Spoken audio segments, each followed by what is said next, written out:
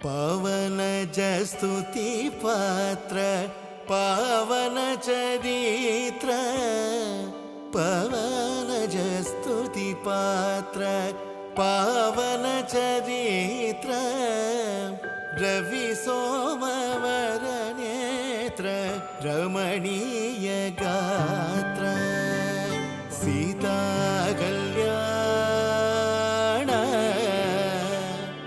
वैभोगमे राम कल्याण वैभोगमे. തൃശ്ശൂർ ജില്ലയിലെ ഇരിഞ്ഞാലക്കുട ടൗണിന് സമീപത്തായിട്ട് വടക്ക് വശത്തായിട്ട് ചെമ്പണ്ട എന്നൊരു ഗ്രാമമുണ്ട്, പുരാതന ഗ്രാമം. ആ ഗ്രാമത്തിൽ ഒരു സുബ്രഹ്മണ്യ സ്വാമി ക്ഷേത്രമുണ്ട്. അതും അതിപുരാതനമായ ക്ഷേത്രമാണ്. അതിന് തൊട്ടടുത്ത് തന്നെ സംസ്കൃതി എന്ന് പറയുന്നൊരു ഗോശാല പ്രവർത്തിക്കുന്നുണ്ട്. ആ ഗോശാലയിൽ തനി നാടൻ ഗോക്കളും നന്ദികളുമാണ് പരിപാലിച്ചു പോരുന്നത്. 70-80ഓളം പശുക്കളുണ്ട് അവിടെ.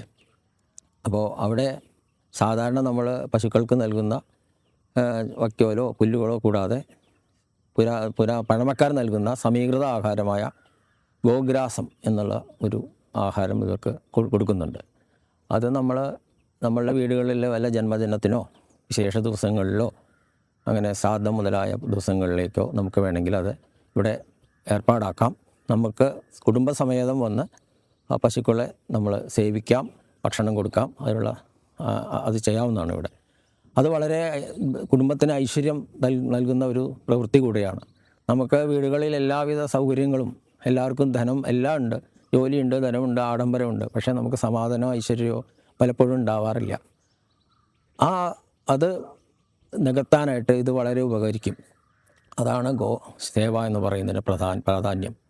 അത് ഭഗവാൻ ശ്രീകൃഷ്ണൻ തന്നെ നമുക്ക് പറഞ്ഞു തന്നതാണ്. അദ്ദേഹം തന്നെ ഗോപാലകൃഷ്ണനായിട്ടാണ് കാലങ്ങൾ ജീവിച്ചത് ഗോക്കളുടെ കൂടെ. അത് നമ്മൾ തീർച്ചയായും അനുകരിക്കണം. ഇന്ന് വളരെ വിശേഷപ്പെട്ട ഒരു ദിവസം കൂടിയാണ് ഇവിടെ. വിവാഹിതരാകാൻ പോകുന്ന സൗഭാഗ്യവതി പാർവതി, ചിരഞ്ജീവി ശ്രീനാഥ് എന്നിവർക്ക് ഇവിടെ നമ്മൾ സംസ്കൃതിയുടെ പേരിലും ഈ അമ്പലത്തിൻ്റെ പേരിലും സർവ്വവിധ മംഗളങ്ങളും ആശംസിക്കുന്നു. അവരാണ് ഇന്ന് ഇവിടെ ഗോസേവ ചെയ്യാൻ വന്നിരിക്കുന്നത്. അവർക്കും കുടുംബാംഗങ്ങൾക്കും സർവ്വവിധ ഐശ്വര്യവും അനുഗ്രഹങ്ങളും ഭഗവാൻ സുബ്രഹ്മണ്യ സ്വാമി നൽകട്ടെ എന്ന് പ്രാർത്ഥിക്കുന്നു.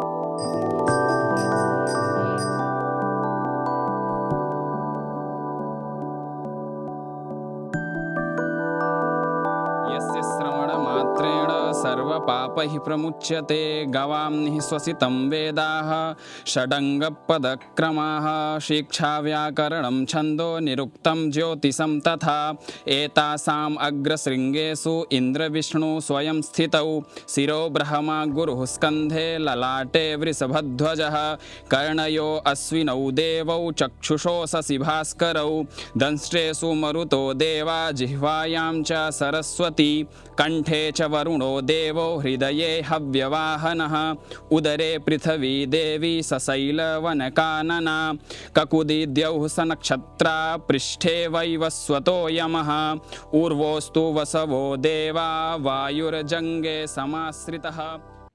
നമസ്തേ. സംസ്കൃതി ഗോശാലയുടെ രൂപീകരണം ഒരു ഈശ്വര നിയോഗമായിരുന്നു. ഈ ഗോക്കളെയും നന്ദികളെയും ഈശ്വരതുല്യമായി കരുതി സ്നേഹത്തോടെ അവരുടെ ധാർമ്മികതയും അവരുടെ ഈശ്വരീയമായിട്ടുള്ള കഴിവുകളെയും അംഗീകരിച്ചുകൊണ്ടും വിശ്വസിച്ചുകൊണ്ടും പാവനമായിട്ടുള്ള ഗോമാതാ സങ്കല്പത്തിനെ ഉയർത്തിപ്പിടിച്ച് ഈ സംസ്കൃതി ഗോശാലയെ ഒരു ഗോഗ്രാമമാക്കി മാറ്റണം എന്നുള്ള ഉദ്ദേശത്തോടു കൂടിയിട്ടാണ് ഇത് സ്ഥാപിതമായത്.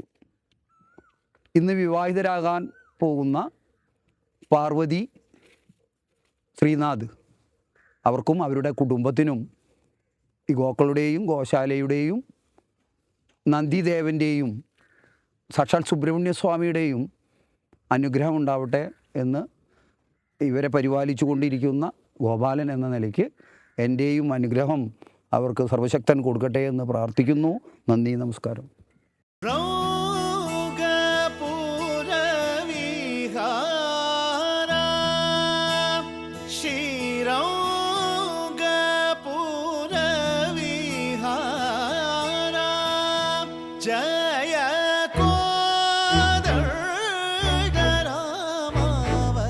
ഞാനൊരു പെറ്റ് ലവറാണ്. ഐ ഗെസ് നമ്മൾ എല്ലാവരും പെറ്റ് ലവേഴ്സ് ആണ്. അപ്പോൾ എല്ലാ പ്രാവശ്യം ഇവിടെ വരുമ്പോൾ വരാറുണ്ട്. എനിക്ക് ഓർമ്മയുള്ളത് പാർവതി, അപ്പം പശുവിനെ എനിക്ക് ഓർമ്മ, ബിക്കോസ് എൻ്റെ പേരായതുകൊണ്ട്. ആൻഡ് അതാണ് ഓൾഡസ്റ്റ് പശു അല്ലേ, ഓൾഡസ്റ്റ്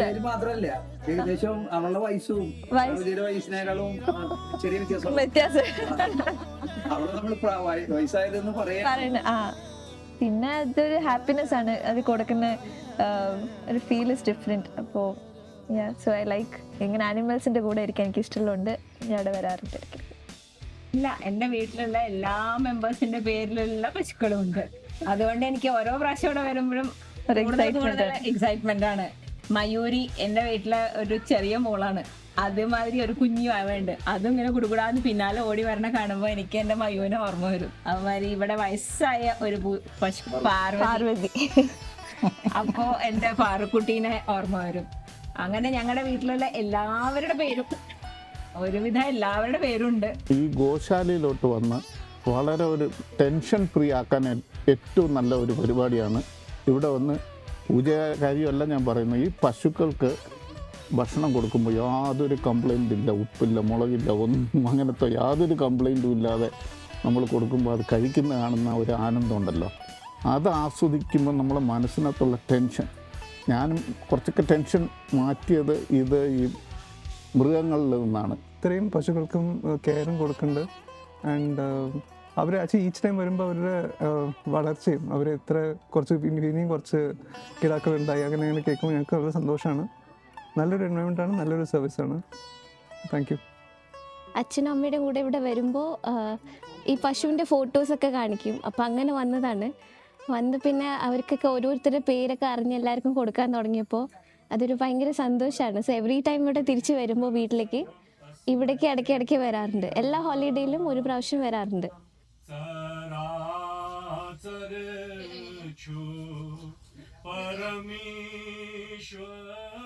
സർവേഷാം നമസ്കാരः. അഹം ശാരദാ ഗുരുകുലतः വന്ദന. അദ്യ ഗോസേവാ ഗോപൂജായാം വയം സർവേ ഭാഗം ഗൃഹീതവന്തः. നമ്മളെല്ലാവരും ഇന്ന് ഗോഗ്രാസം എന്നുള്ള പുണ്യകർമ്മം ചെയ്തു. ഗോസേവ എന്നുള്ളത് ഭാരതീയ പാരമ്പര്യം അനുസരിച്ച്, സനാതനധർമ്മം അനുസരിച്ച് വളരെ പ്രാധാന്യം അർഹിക്കുന്നതാണ് നമ്മുടെ സമ്പ്രദായത്തിൽ.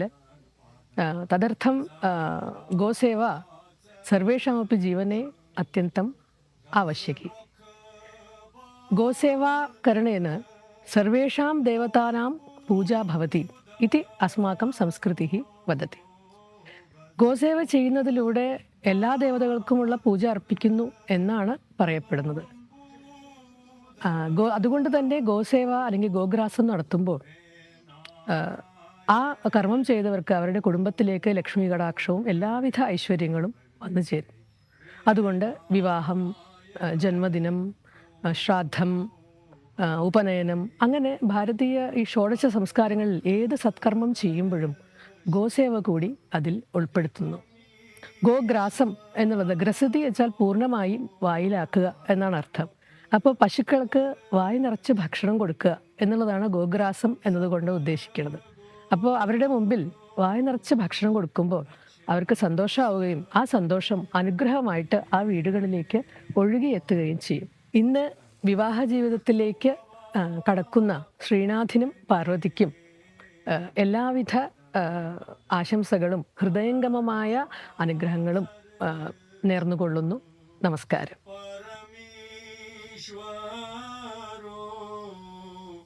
रक्षितं सपन नील पादन